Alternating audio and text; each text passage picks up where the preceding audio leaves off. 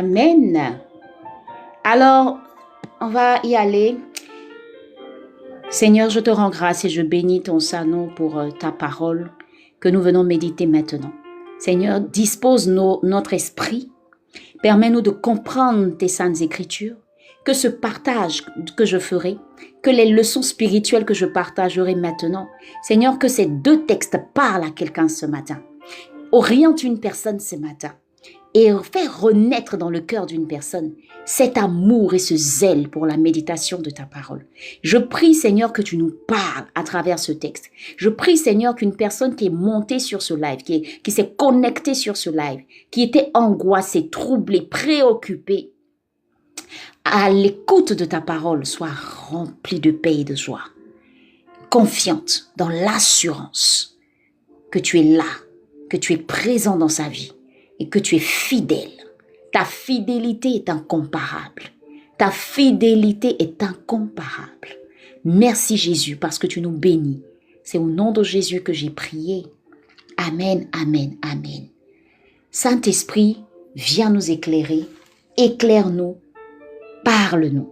Amen, amen. Alors on y va avec le psaume 23. Psaume 23 qui dit ceci, et je fais la lecture. Ah, ça même, est-ce que tu as besoin de faire la lecture? C'est un texte même que tu dois connaître par cœur. L'Éternel est mon berger, je ne manquerai de rien. Il me fait reposer dans de verts pâturages. Il me dirige près des eaux paisibles. Il restaure mon âme. Il me conduit dans les sentiers de la justice à cause de son nom. Quand je marche dans la vallée de l'ombre de la mort, je ne crains aucun mal, car tu es avec moi. Ta houlette et ton bâton me rassurent. Amen. Hein? Tu dresses devant moi une table en face de mes adversaires. Tu induis ma tête et ma coupe déborde. Oui, le bonheur et la grâce m'accompagneront tous les jours de ma vie et j'habiterai dans la maison de l'Éternel jusqu'à la fin de mes jours. Est-ce que tu peux dire en commentaire, le bonheur et la grâce m'accompagneront. Le bonheur et la grâce m'accompagneront. Le bonheur et la grâce nous accompagneront tous les jours de notre vie et nous habiterons dans la présence de Dieu. Nous habiterons dans la maison de l'Éternel jusqu'à la fin de nos jours. Amen, amen. Alors, je vais te partager rapidement mes leçons. Mais je vais prendre le soin aussi de lire le deuxième texte. Alors, le deuxième texte, c'est Jean 10, du verset 2 au verset 5. En vérité, je vous le dis, j'espère que c'est bon. Si tu es prêt, tu m'écris yes en commentaire. Hein. Lisons ça ensemble. Jean 10, verset 2 à 5. Jean 10, verset 2 à 5. Are you ready? Écris-moi yes en commentaire. Et je te fais la lecture. Yes, yes, yes, yes, yes. Le bonheur et la grâce m'accompagneront tous les jours. Amen, Gabriel. Amen, Christelle. Amen, Ruth. Amen, la femme de Verge. Amen, Elohim. Amen, amen, amen. Le verset, c'est Jean. Ça, il a sur l'affiche devant toi. Jean 10, verset 2 à 5. Grâce, c'est sur l'affiche juste en bas. Jean, chapitre 10, du verset 2 au verset 5. Mais celui qui entre par la porte est le berger des brebis. Le portier lui ouvre et les brebis entendent sa voix. Il appelle par leur nom les brebis qui lui appartiennent et il les conduit dehors. Lorsqu'il a fait sortir toutes ses propres brebis, il marche devant elles et les brebis le suivent parce qu'elles connaissent sa voix. Elles ne suivront, je dis quoi, 2 à 5, ok. Elles ne suivront point un étranger, mais elles fuiront loin de lui parce qu'elles ne connaissent pas la voix des étrangers. Amen. Amen, amen. Voilà, je vais reprendre. Mais celui qui entre par la porte est le berger des brebis. Le portier lui ouvre et les brebis entendent sa voix. Il appelle par leur nom les brebis qui lui appartiennent et il les conduit dehors. Lorsqu'il a fait sortir toutes ses brebis, ses propres brebis, Il marche devant elle et les brebis le suivent parce qu'elles connaissent sa voix. Elles ne suivront point un étranger, mais elles fuiront loin de lui parce qu'elles ne connaissent pas la voix des étrangers. Amen.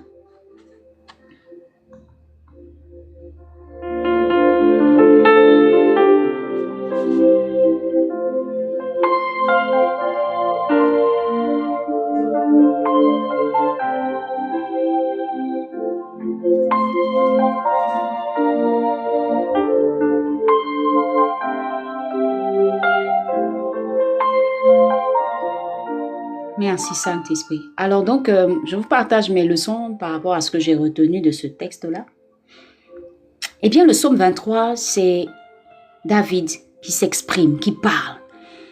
Et quand il commence le texte, quand il commence à dire en disant « L'Éternel est mon berger, je ne manquerai de rien ». C'est juste qu'il est en train de nous faire comprendre qu'il a fait de l'Éternel son berger. Et le fait que l'Éternel soit son berger, il ne manquera de rien. C'est-à-dire l'abondance s'attache à lui. Ce que moi j'ai compris, c'est que l'Éternel est celui qui est capable de pourvoir à un niveau qui est tel que on est capable de ne manquer de rien. Donc l'abondance même se trouve en qui? En celui qui est capable de faire en sorte que tu ne manques de rien. Ça veut dire que l'abondance que je cherche, c'est-à-dire si je veux par exemple avoir beaucoup de... Si je veux être béni, si je veux avoir une bonne santé, si je veux avoir un bon mariage, si je veux avoir un travail excellent, si je veux voir la prospérité dans ce que je fais, si je veux voir l'abondance dans tout ce que je fais, c'est l'Éternel qui est celui qui doit être mon berger.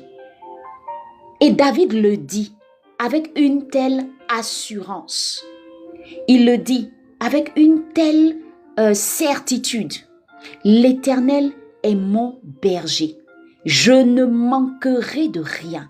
Et pourquoi il le dit? Moi, quand je lis le psaume 23, ça me montre combien de fois j'ai affaire à une personne qui est en train de nous parler d'une personne qu'elle connaît, d'une personne qu'elle a vue à l'œuvre dans sa vie, d'une personne qui a posé des actes tellement forts dans sa vie qu'aujourd'hui, il est capable de dire oui, je ne manquerai de rien tant que l'Éternel est mon berger. Et alors je me suis posé la question, si David le dit ainsi, c'est que David a expérimenté ce Dieu-là. Alors que le Dieu de David là, c'est aussi moi mon Dieu.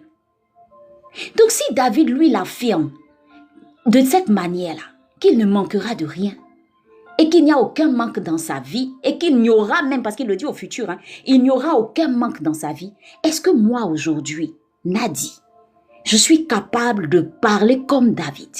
Est-ce que quand je regarde ma vie, quand je regarde tous les domaines de ma vie, est-ce que tous les domaines de ma vie, dans tous les domaines de ma vie, il n'y a pas de manque? J'ai le même Dieu que David. Mais quand moi je regarde ma vie là, je regarde, je fais le point, je fais l'introspection, j'analyse. Ma soeur, mon frère, il ne faut pas y être menti. Il y a des domaines dans ma vie où j'ai un manque. Maintenant, la question c'est d'où vient le problème? Qu'est-ce que David, comment David lui fait? Et puis il n'a pas ce manque-là. Et comment moi je fais? Et puis j'ai ce manque. La question aussi qui va se poser, comment David expérimente son Dieu là au point de ne rien manquer? Comment est-ce qu'il vit son Dieu là? Parce qu'on a le même Dieu, on a le même Père. Mais lui, il parle comme ça avec assurance, alors que moi, par moments, je pleure pour certaines situations. Ça veut dire que le problème n'est même pas au niveau de mon Père. Le problème se trouve à mon niveau. Si je ne suis pas capable de parler de ce psaume-là comme David, si je ne suis pas capable de dire ce que David dit, c'est que moi-même, là, j'ai un problème. Et que c'est pas papa qui est le problème. Mais on a tendance à croire que si on a des manques dans nos vies, on dit, ah Seigneur, tu fais pas. Seigneur, tu ne nous donnes pas. Seigneur, depuis je prie là, tu fais rien. Seigneur, depuis je te demande, tu ne me donnes pas. La vraie question là, est-ce que c'est le papa qui a le problème pour te donner? Ou bien c'est toi qui es le problème au point où tu ne reçois pas ce qu'il donne? C'est ça la vraie question. Il faut qu'on se pose les bonnes questions. Et moi, quand je médite la Bible, je ne fais pas que lire. Je pose des questions à Dieu. Je lui pose des questions et j'ai besoin de réponses. Et le Saint-Esprit va ouvrir mes yeux sur certaines choses. Et c'est ce que je suis en train de te partager en ce moment. J'ai compris que, en réalité, là, je dois revoir ma façon de considérer ou ma façon de vivre ou ma façon de marcher ou ma façon de fonctionner avec papa.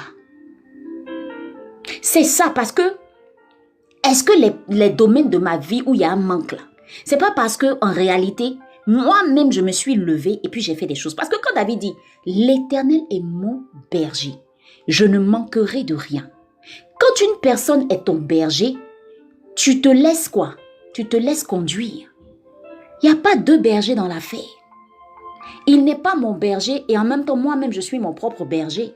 Donc, la question, c'est que si je ne vois pas, si je ne laisse pas ce berger-là me conduire, il y a un problème. Et comment je me laisse conduire par ce berger-là? C'est lorsque, d'abord, je cherche à le connaître, je le fréquente, je l'écoute, j'obéis à ce qu'il me dit de faire. Mais si je suis rebelle et que moi je prends mes propres décisions, il n'est pas mon berger. Si je décide de faire des choses sans le consulter, il n'est pas mon berger. Si je décide de prendre des chemins sans savoir ce qui est bon ou ce qui n'est pas bon, sans écouter le berger, il n'est pas mon berger. Si je ne prends pas le temps de lire les instructions, les commandements, les recommandations, les préceptes de celui que j'appelle mon berger, il y a un problème. Quand tu es dans une entreprise et que tu as un patron, l'entreprise a une vision, l'entreprise a un savoir-faire, a une manière de faire. L'entreprise te communique sa vision. C'est le chef d'entreprise te dit, voilà ce que moi je veux, j'attends de toi et voilà ce que je veux voir comme résultat tant que tu es mon employé. Mais l'employé là, qui se lève et qui fait ce qu'il veut, c'est pareil. Il va se faire renvoyer. Il n'a aucun respect pour la vision et le chef de la vision, le porteur de la vision. Donc quand je nais là, je ne dépends pas de moi. Le jour où j'ai dit oui à Jésus, à partir de ce jour-là, je ne dépends plus de moi. Quand je dis que Jésus est mon maître, mon Seigneur et mon Sauveur, il devient mon berger. Maintenant, d'où vient-il que moi, Nadi, j'ai un berger, j'ai un maître que je suis censé suivre, que je suis censé connaître, que je suis censé écouter? D'où vient-il que je me lève parfois et je fais des choses sans le consulter? Il n'est pas mon berger. Si je vois le manque dans ma vie et je reconnais, je vous assure, je reconnais que il y a eu des situations dans ma vie. Il y a eu des choses que j'ai vécues simplement parce que je ne l'ai pas écouté. Il y a eu des situations que j'ai vécues parce que je n'ai pas pris la peine de l'écouter. Je n'ai pas pris la peine de me laisser conduire par lui. J'ai écouté mes propres voix. J'ai écouté mes propres raisonnements. J'ai laissé le diable me conduire. J'ai cru même que c'était Dieu qui me parlait. Ce n'était pas lui. Maintenant, regardons ce que ce berger-là a été capable de faire dans la vie de David. Le texte dit, l'Éternel est mon berger, je ne manquerai de rien. Il fait quoi? Il me fait reposer dans de verts pâturages. Il me dirige près des eaux paisibles. Ça veut dire que tant que je l'aurai comme berger et que je me laisse conduire par lui, je serai toujours conduite vers des endroits verdoyants, c'est-à-dire mes entreprises vont prospérer, mes affaires vont prospérer, ma maison sera prospère, tout ce que je vais entreprendre va réussir. Tout ce que je vais entreprendre va réussir. Il fait quoi? Il restaure mon âme. Même si je suis confrontée à des situations qui me blessent, qui me brisent le cœur, il sera celui qui va me restaurer. Amen. Hein? Il fait quoi encore? Il me conduit dans les sentiers de la justice à cause de son nom. Même si à cause de son nom, je suis rejetée, je suis accusée à tort, il sera le Dieu de justice pour moi. Qu'est-ce qu'il fait encore? Quand je marche dans la vallée de l'ombre de la mort, David dit, je ne crains aucun mal, car ta houlette et ton bâton me rassurent. Il dit d'abord, car tu es avec moi. C'est-à-dire, toi-même d'abord, tu es avec moi. Ta houlette et ton bâton me rassurent. Ça veut dire quoi? Je suis protégée. La mort ne peut rien me faire. Même quand je me retrouve dans des épreuves, dans des situations difficiles, il est avec moi. Il ne m'abandonne pas. Il ne me laisse pas tomber. Il ne me rejette pas. Il ne dit pas, non, ma fille, tu as fait des erreurs, vas-y, va-t'en. Non, même si je prends de mauvais chemins, il va tranquillement me ramener sur ses voies. Il le fait. Quand tu l'as comme berger, il le fait. Tu dresses devant moi une table en face de mes adversaires. Il dresse devant toi une table en face de tes adversaires. Regardez l'écart. La table est là. Tu n'es pas à côté d'eux, mais tu es en face d'eux. Face to face. C'est fort, hein? Tu oins d'huile ma tête et ma coupe déborde. C'est-à-dire même l'adversité là, tu leur tiens tête. Il te oint. Tu as une onction particulière. Et l'onction qu'il te donne là, elle ne cesse pas de couler. Parce que quand ça coule, cette onction qui te donne la sagesse, qui te donne le discernement, qui te donne la force, qui te donne le conseil, qui te donne l'intelligence, toute cette onction que tu reçois, qui te donne la force, la capacité de faire les choses et d'aller jusqu'au bout là, ça déborde. Vous comprenez pourquoi il dit « il ne manquera de rien ». C'est parce que s'il y a un Dieu qui est capable de faire toutes ces choses, mais qu'est-ce qui va te manquer?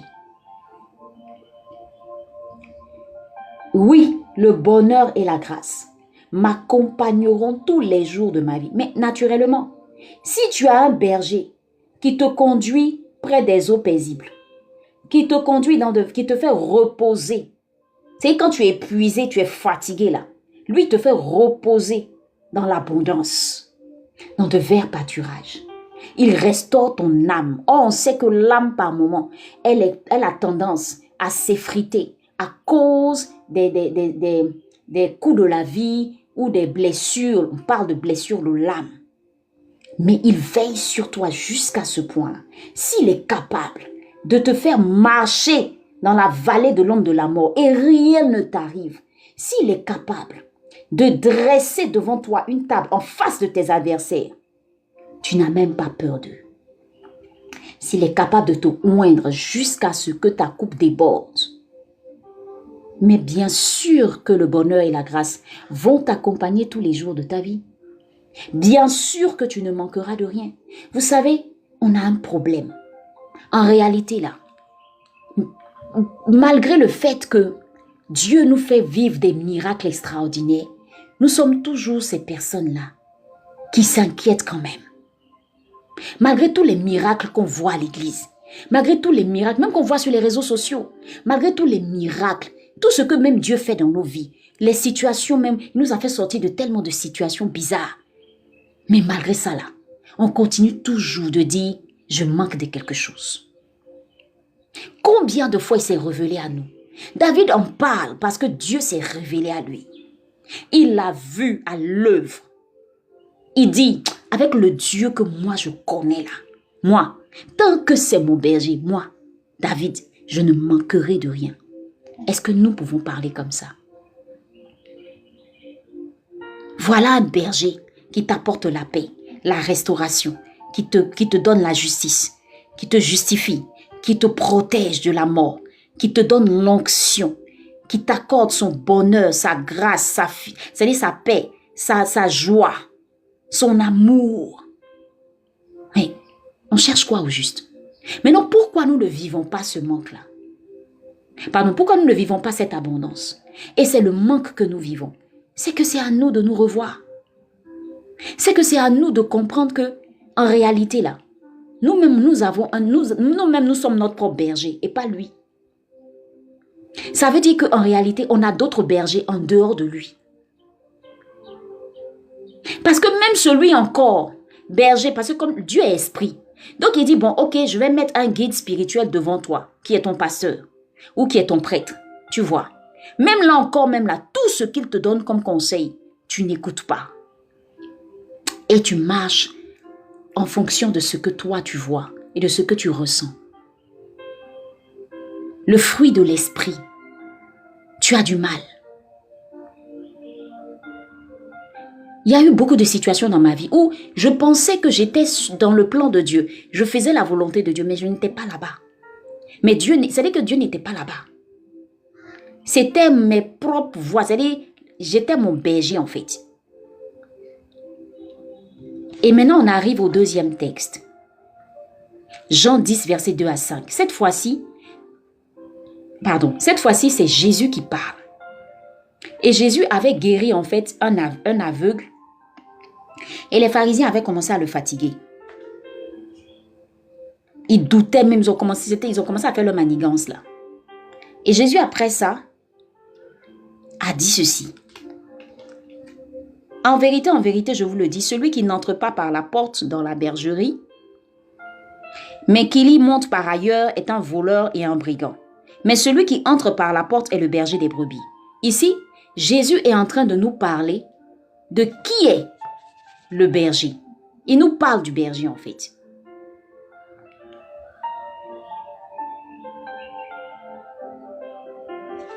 Amen. Je regarde rapidement mes notes. Il nous parle du berger. Et puis, ce que j'ai compris et que j'ai noté, c'est que c'est une parabole qu'il expliquait en fait. Et cette parabole-là nous montre l'image du berger en fait. Et son rôle. Il dit quoi? Le berger là, quand il arrive, le portier lui ouvre la porte. Il entre et les brebis entendent sa voix. Elles reconnaissent sa voix. Donc j'ai compris que la voix est le moyen par lequel tu reconnaîtras ton berger. Donc si Dieu te parle et que tu n'entends pas, s'il y a un manque dans ta vie, ou si tu veux savoir si réellement tu es en train de marcher avec Dieu, il faut que tu sois à même de reconnaître sa voix. Il faut que tu sois à même de reconnaître sa voix. Et là, j'ai compris qu'en fait, toutes les fois que je me suis égarée là, toutes les fois que j'ai pris des chemins détournés, toutes les fois que je n'ai pas fait la volonté de Dieu, c'est parce que j'ai écouté une autre voix que la sienne. Sinon, tant que tu écoutes sa voix et que tu fonctionnes en fonction de cette voix, permets-moi de répéter les mots, tu vas te rendre compte que tu ne te perdras pas. Tu vas te rendre compte que tu feras moins d'erreurs. Tu vas te rendre compte que tu feras moins de faux pas. Parce que la voix en question, tu dois être censé la reconnaître. Maintenant, je me suis dit, qu'est-ce qui s'est passé dans ma vie? Et puis, à un moment donné, j'ai vécu des moments difficiles. C'est simplement parce que je n'ai pas reconnu la voix. Comment j'ai fait pour me laisser séduire? Comment j'ai fait pour me laisser dérouter? Comment j'ai fait pour être égarée? À un moment dans ma vie, c'était parce que je n'ai pas su reconnaître la voix. Et qu'est-ce qui a fait que je n'ai pas su reconnaître la voix? Ma soeur, mon frère, quand j'ai fini d'analyser, je me suis rendu compte en fait que la voix là, elle se trouve quelque part. Elle se trouve où? La voix là, elle se trouve quelque part. Parfois on a tendance à dire, Dieu là, moi il ne me parle pas. Dieu, moi il ne me dit jamais rien. Dieu, je ne sais pas, il parle au pasteur mais pas à moi. Dieu, il parle à des amis qui sont là, qui me disent que elles ont entendu, elles ont entendu. Mais moi, je n'entends rien. Dernièrement, une personne m'a fait cette remarque. Elle m'a posé cette question-là. Elle m'a dit, coach, mais moi, Dieu, je ne sais pas comment, moi, Dieu ne me parle pas. Et en fait, elle se plaignait du fait qu'elle n'entendait pas la voix de Dieu. Et je lui ai dit, comment tu fais pour ne pas entendre la voix de Dieu? C'est bizarre. Elle m'a dit, comment ça? J'ai dit, oui, c'est bizarre. Comment tu fais pour ne pas entendre la voix de Dieu? Alors que Dieu te parle tout le temps. Elle était surprise. Et je vous assure que la réponse que je donnais là, oula, moi-même, je sens que ça ne venait pas de moi. C'était le Saint-Esprit même qui me parlait. Parce qu'à l'instant, quand j'ai fini de dire ça, j'ai commencé à dire, Dieu nous parle tout le temps. Il nous parle à travers sa Bible, les Saintes Écritures. Il nous parle à travers les personnes avec qui nous vivons.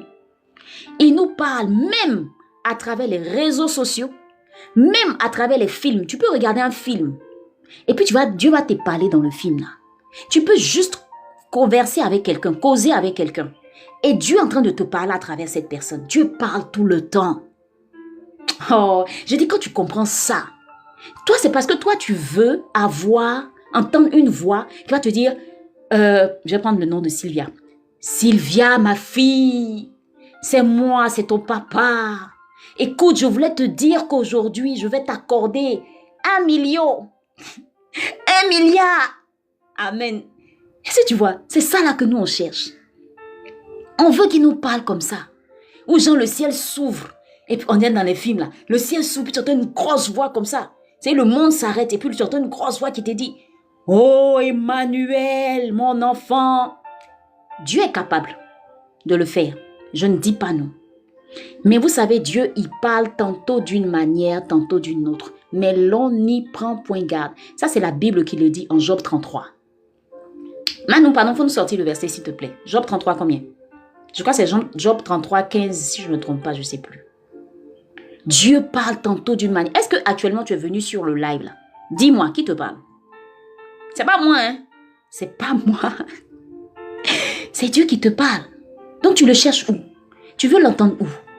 Tu vas l'entendre c'est-à-dire tu vas l'entendre là où sa parole est. C'est tout. Ok, Job 33, 14. Tu l'entendras quand tu vas à l'église et que tu écoutes le pasteur te parler. Tu l'entendras lorsqu'une personne vient et qu'elle commence à t'exhorter. Tu l'entendras même quand une personne te conseille. Même si ce n'est pas chrétien ce qu'elle est en train de dire. Je veux dire, elle n'utilise pas des termes bibliques. Mais elle vient et puis elle te dit, il faut faire attention à ta santé. Hein. Prends soin de toi. C'est Dieu qui te parle. C'est Dieu qui te parle. Et en plus de ça, Dieu nous parle aussi quand on sait écouter notre corps. Moi, quand j'avais commencé à j'ai commencé à être malade, je n'écoutais pas mon corps. Je sentais des malaises et tout que je négligeais. Est-ce que tu comprends ce que je veux te dire? En fait, il faut avoir une autre lecture du Dieu qui parle. Dieu même peut te parler par ton enfant. Un enfant qui vient puis qui te dit, maman, vraiment, il y a telle chose, il y a telle chose, il y a telle chose. Et puis tu parles à l'enfant, puis il te sort des choses. Le Saint-Esprit peut inspirer. Il peut inspirer cet enfant-là puis te parler. Dieu même est capable de te parler même de la bouche d'un païen. C'est-à-dire, toi, tu ne considères que les personnes qui sont très spirituelles, qui sont allés, qui sont pasteurs seulement. C'est eux seulement que tu écoutes. Non. Même ton frère qui n'est pas à un niveau spirituel très élevé peut te parler. Dieu peut l'utiliser pour te parler. Dieu même peut te parler dans une conversation qui ne te concerne pas du tout. C'est-à-dire, tu es dans un véhicule, transport en commun, et puis à côté de toi, il y a des gens qui parlent. Ou tu es dans une salle d'attente, et à côté de toi, il y a des gens qui parlent. Et quand ils sont en train de parler, quelqu'un dit quelque chose, mais ça te concerne. Pourquoi tu t'es assis là à cet instant précis, au moment où ils sont en train de parler? C'est parce que Dieu veut attirer ton attention. Dieu peut te parler à travers quelque chose que tu lis sur les réseaux sociaux, à travers un message que quelqu'un t'envoie. Tu vois, même là, tu tombes sur le live. Ça te captive. Tu penses que tu es là par rapport à quoi? C'est le Saint-Esprit qui a permis que tu tombes sur ce live. Il veut te dire quelque chose. Les personnes à qui ça ne parle pas, vont zapper. Mais si tu es là et que ça fait plus de 30 minutes, 1 heure même que tu es là, tu es en train de m'écouter, c'est parce que Dieu veut te parler. Donc, ce n'est pas moi. Parce que, pourquoi? Et puis, je vais vous dire une chose. Moi, quand je tombe sur un live, que je commence à écouter, et que quand la personne parle, ça me captive, je zappe pas. Je me pose la question, je me dis, Seigneur, pourquoi est-ce que tu ne veux pas me parler à travers cette personne? Et quand je ressens une paix quand la personne parle, j'écoute. Parce qu'il y a un message pour moi. Un jour, je cherchais la confirmation de quelque chose. Et j'ai dit au Seigneur, pardon, Seigneur, il faut me confirmer. Parce que je priais et je n'avais pas eu de réponse. Tu vois? Et donc, je disais au Seigneur, pardon, dans le courant de la journée, il faut me confirmer ce que j'ai reçu. Parce que je ne veux pas me tromper. Je veux que dans la journée, là, je puisse avoir une réponse claire de ce que je prends comme décision. Je veux savoir si tu es vraiment dedans. Prouve-moi ça, je vous assure. Je suis allée tomber sur une vidéo sur YouTube. La vidéo là parlait de ça, exactement de la réponse que j'attendais. Après ça, je passais sur TikTok. Je tombe également sur, j'ai l'habitude d'écouter une de mes coachs là. Et ce jour-là, elle parlait de ça. Je vous assure que sur la vidéo et sur les 2 vidéos, j'ai eu ma réponse. J'ai eu ma réponse. Et après, je discutais avec quelqu'un. J'ai eu encore la réponse. Vous voyez, c'est comme ça. Dieu n'est pas obligé sur le fait, quand tu es en train de prier là, sur le fait, ta réponse peut ne pas venir à l'instant. Mais ça peut venir dans la journée par quelqu'un. Donc là, tu as prié peut-être le matin, tu as dit, Seigneur, je veux ça, je veux ci, je veux ça, je veux comprendre ci, je veux comprendre ça. Tu vois, c'est comme tout à l'heure. Sûrement, il y avait quelqu'un qui s'est dit, ma vie de prière a baissé haut. Je ne médite plus comme avant. Seigneur, pardon, aide-moi. Et la personne tombe sur le live et moi, je me mets à prier pour dire, les personnes qui ont perdu leur intimité avec Dieu, qui n'arrivent plus, est-ce que vous pouvez lever la main dans les commentaires, je vais prier pour vous. Et je le fais. C'est une réponse. Quand tu demandes quelque chose à Dieu, attends-toi à la réponse. Donc, tu vois, la voix, je reviens sur le texte qu'on médite, la voix là, elle est importante. Tu dois la reconnaître. Tu dois la cerner. Tu dois la discerner. Tu dois savoir qui te parle. Même en ce moment où je suis en train de te parler, tu dois être à même de savoir si c'est Dieu qui te parle ou si c'est un autre esprit. Si c'est Dieu qui te parle, moi, mon signe, c'est ça. Je ne sais pas pour les autres. Mais moi, quand j'écoute quelqu'un et que je ressens une paix, c'est Dieu qui me parle. Le diable, il y a une chose qu'il ne sait pas faire. Donner la paix. Il ne sait pas le faire. Il va te troubler. C'est-à-dire, quand tu as développé ton intimité avec Dieu, quand tu la développes là, et que tu arrives à une sensibilité spirituelle, je t'assure, quelqu'un te parle. Tu seras même de savoir. Tu peux écouter même un homme de Dieu, puis parle là, puis tu vas discerner de quel esprit là. Est-ce que tu sais que Dieu est capable de t'emmener à ce niveau-là? Est-ce que tu sais ça? Exactement, Peggy. Le manque de discernement de la voix de Dieu. On ne la connaît pas. Donc on est là comme ça, on est ballotté à tout vent. Moi, j'ai connu des faux prophètes. Parce que je ne connaissais pas la voix de Dieu. Donc quand le gars, il me parle là, je suis séduite comme ça. Tout ce qu'il va me demander de faire, je fais. Bêtement. Je ne vais même pas dans la parole, même pour vérifier, pour savoir même si ce qu'il est en train de me dire là, c'est la parole de Dieu.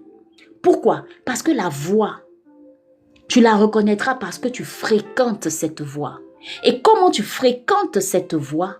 C'est lorsque tu prends la peine de lire et de méditer la parole de Dieu. Quand tu médites la Bible, c'est Dieu qui te parle. Quand tu pries, c'est toi qui parles à Dieu. Alors si tu veux entendre sa voix régulièrement, le conseil que je te donne, commence par bâtir une vie de méditation de la Bible.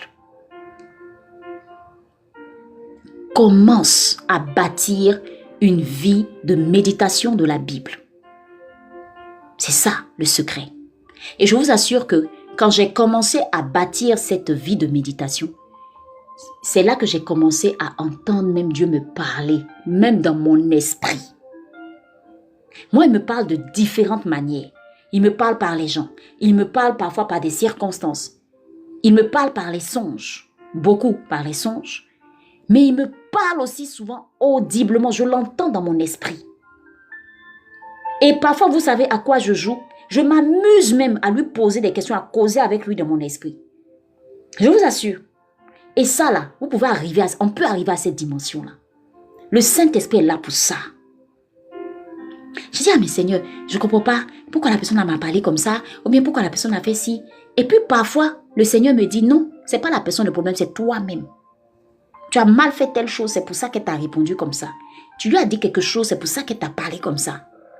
Et j'ai remarqué une chose, comment je fais pour distinguer que cette voix-là, c'est de Dieu et non du diable? Vous savez, ce que je vais entendre là, ça ne va jamais être, si ça va dans le sens de la paix, c'est que c'est de Dieu. Mais si c'est quelque chose qui va dans le sens de la guerre, c'est que c'est le diable. Par exemple, si je dis, mais elle n'a pas le droit de me manquer de respect. Tu vois, si je dis ça, et que j'entends une voix qui me dit, faut plus lui parler. Ça là, ça vient pas de Dieu. C'est pas la voix de Dieu qui me parle. Mais si j'entends, c'est vrai qu'elle t'a manqué de respect. Mais est-ce qu'elle a l'habitude de le faire? Non. Est-ce qu'elle a l'habitude de te parler comme ça? Non. Sûrement qu'elle était préoccupée. Sûrement elle est mal à l'aise. Ou bien sûrement qu'elle a un mal-être. Ou bien sûrement qu'elle a vécu quelque chose, un traumatisme. C'est pas elle qui est là. Tu ferais mieux de prier pour elle. Dites-moi, cette voix-là, est-ce que ça peut venir du diable? Jamais. Jamais. Pourquoi? Parce que la Bible dit, et quand cette parole-là vient dans mon esprit, moi je la pèse en même temps avec la parole de Dieu. Parce que je sais que la parole de Dieu dit de pardonner. Et cette voix-là est en train de m'emmener au pardon. Mais l'autre voix qui me dit, il ne faut plus parler avec elle. Il faut l'ignorer. Il faut la zapper. Oh, pardon. Zap. Quand tu entends même là, et puis tu as remarqué que les deux voix là, il y a une voix qui est toujours très douce. Et puis il y a une voix qui te stresse, qui réveille ta colère, qui réveille c'est-à-dire, ça te réveille négativement. Ça réveille tes mauvaises émotions. Tu entends la voix là comme ça dans ton esprit qui te dit, ne laisse pas, mets-toi en colère, parle, mais pourquoi, n'assez pas là, ça là, ça peut jamais venir du diable et de Dieu. Mais c'est la voix de l'ennemi. Une voix qui te pousse à faire les choses qui sont en dehors de la parole de Dieu. Tu dois être à même de distinguer ça. Comment? Parce que tu as l'habitude de méditer la Bible. Celui qui médite beaucoup la Bible se ressaisit très vite par rapport à quelqu'un qui ne médite pas la Bible. Pourquoi? Parce que le Saint-Esprit est capable de te dire à l'instant, arrête de parler. Stop ce que tu es en train de dire.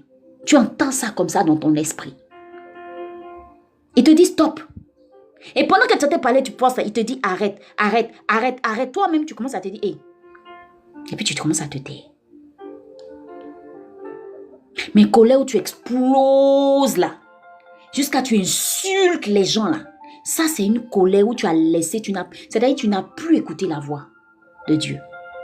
Tu as plutôt écouté la voix du diable. Mais ce qui est bon avec Dieu, et ce qui est bon avec le Saint-Esprit, oh moi je l'aime pour ça. Vous savez, à l'instant où on est dans la colère, là, le Saint-Esprit se tait, il ne parle plus parce qu'il est attristé. Mais quand après tu te calmes, il revient te dire, tu as mal fait.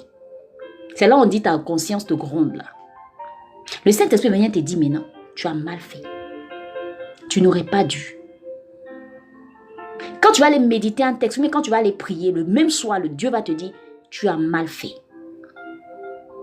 Et tu commences à avoir du remords. Tu commences à avoir du remords. Et quand tu es assez courageux, ce que tu vas faire, tu vas demander pardon à la personne. Dieu te dit, va demander pardon. Sinon, l'orgueil va te dire, ne demande pas pardon. Donc cette voix-là, on doit la reconnaître. Mais pour être capable de la reconnaître, c'est la méditation de la parole de Dieu, le secret. C'est ton intimité avec Dieu. Donc vous voyez que je vais te partager un réma que j'ai compris. Toutes les fois que j'ai fait de cette voix, la voix qui me guide, je n'ai manqué de rien. Donc le manque que tu vis est dû au manque de discernement de la voix. Le manque que tu vis est dû au manque de discernement de la voix. Si Dieu veut que tu aies 1 million par exemple, pourquoi aujourd'hui il parle beaucoup d'1 million comme ça? Eh Seigneur, fais-moi cette grâce.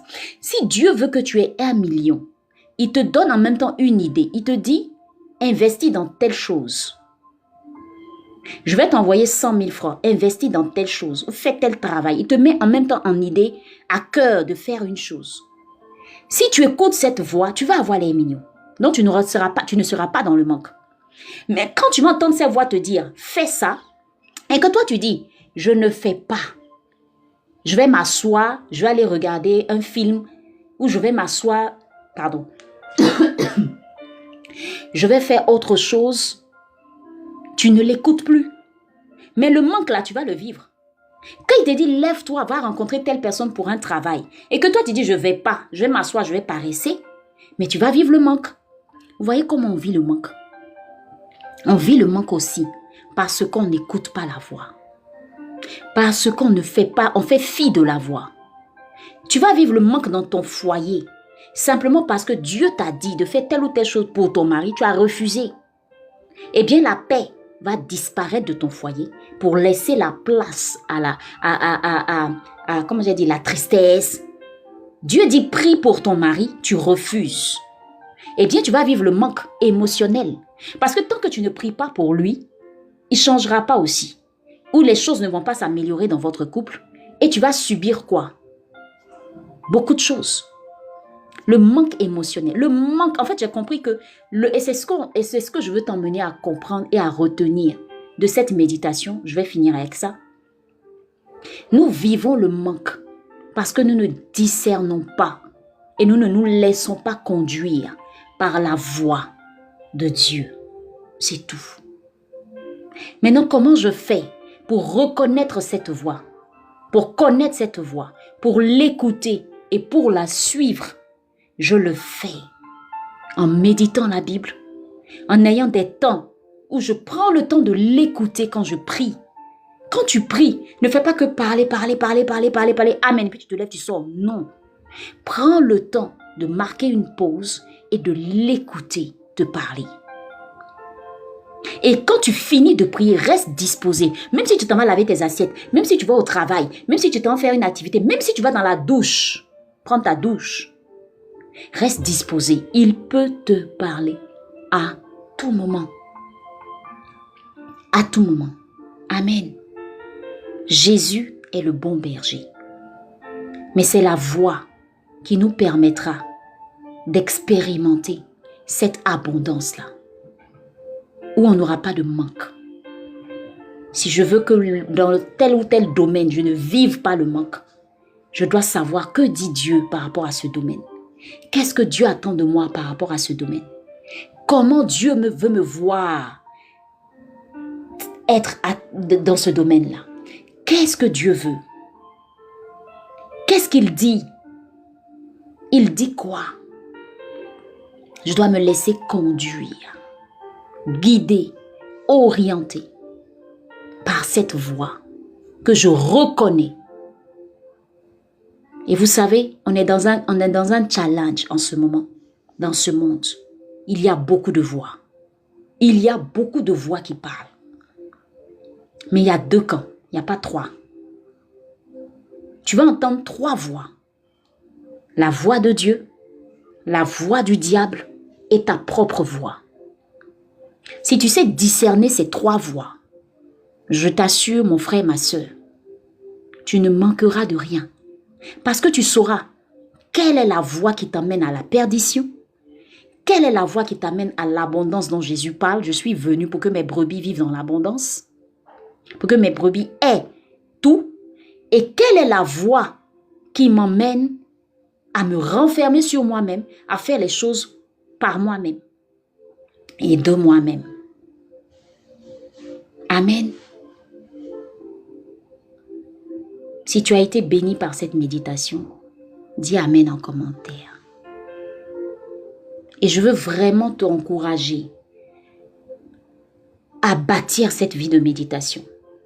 Maintenant, si tu ne sais pas comment y arriver, je te propose d'acheter le kit de méditation que je vends. Alors, c'est un kit de méditation qui te permettra d'avoir accès à un e-book « Comment méditer la Bible » et je t'assure que ça va te faire du bien. Amen. Amen. Seigneur, nous te rendons grâce et nous te disons merci. Merci pour toutes ces paroles. Merci pour cette méditation. Merci Seigneur pour ce boost. Merci pour tout ce que nous avons partagé. Merci pour tout ce que tu nous as enseigné à travers ces textes. Psaume 23, Jean 10, versets 2 à 5. Nous voulons Seigneur aller vaquer à nos occupations à présent. Permets-nous de continuer de méditer ces paroles profondes.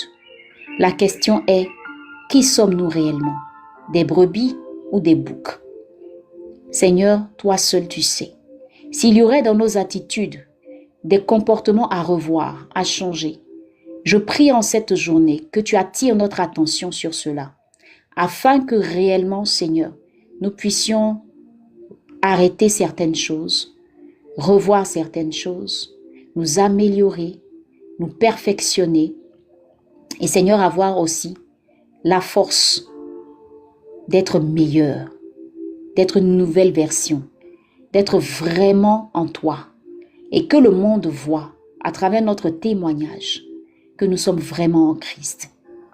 Seigneur, merci également pour toutes ces personnes connectées qui ont suivi la méditation depuis le début, qui nous ont pris en cours. Seigneur, je prie qu'aujourd'hui, cette journée soit marquée. Parce que Père, nous voulons simplement marquer aujourd'hui parce que c'est la reprise. Et nous voulons spécialement que tu accordes à ces personnes une grâce particulière en cette journée. De belles surprises, de bonnes nouvelles, une grâce particulière, une faveur, des portes qui s'ouvrent, des opportunités. Que le manque soit brisé dans nos vies.